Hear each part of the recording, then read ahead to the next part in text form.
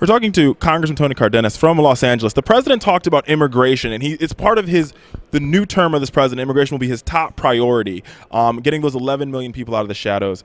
What is your take on it? What has to happen in this Congress to see this bill get to the president's desk? When I hear the president talk about immigration, I hear him talk about economics. To take 11 million people out of the shadows who are hardworking, who love this country, who just want to give of themselves and appreciate this country tremendously, I believe that we need to have a path to citizenship. It needs to be tough. They need to learn English. We need to secure our borders. We need to make sure that they actually pay their dues, literally, and then they can actually get in line, get a path to citizenship, and I think that that would be the greatest economic stimulus that this country will see in the next 10 years. We've heard a lot of Republicans in this Congress talk about a pathway to citizenship is called instant amnesty, or we're just letting them all get a pass and all 6 billion people are going to come to this country.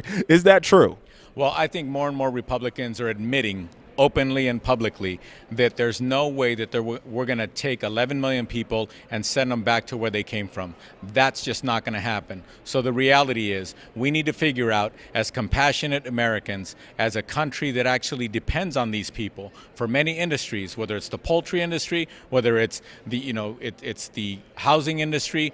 There's many industries that actually depend on these people who are working hard in this country. In order for us to improve the economics, we need to figure out a smart way, a tough way to pull them in and to actually allow them to be here legally.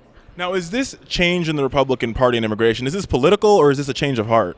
Well, the fact of the matter is it doesn't take a genius to figure out when you saw the number of Latinos that voted in this country and the fact that the highest demographic of people who are turning the age of 18 in this country are Hispanics, Latinos. There's no question about it. The path to the presidency in the future and also the path to local elections is to make sure that every party and every person running for office has a very inclusive tent, and that includes the Hispanic community, the Latino community, and all immigrant communities. Now, speaking about immigrant communities and the Latino community, we also heard the president talk about why we need to fix our voting system in this country because it is decrepit, it is old, and people are waiting in lines for 6 hours, including a woman who's 102 years old.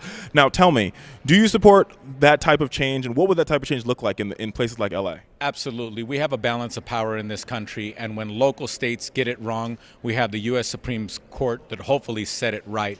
But what's unfortunate that local states, rightfully so, have the responsibility to pass laws that have to do with voting, but there have been many laws that have been passed lately that are thwarting legal voters from voting, and that has to stop.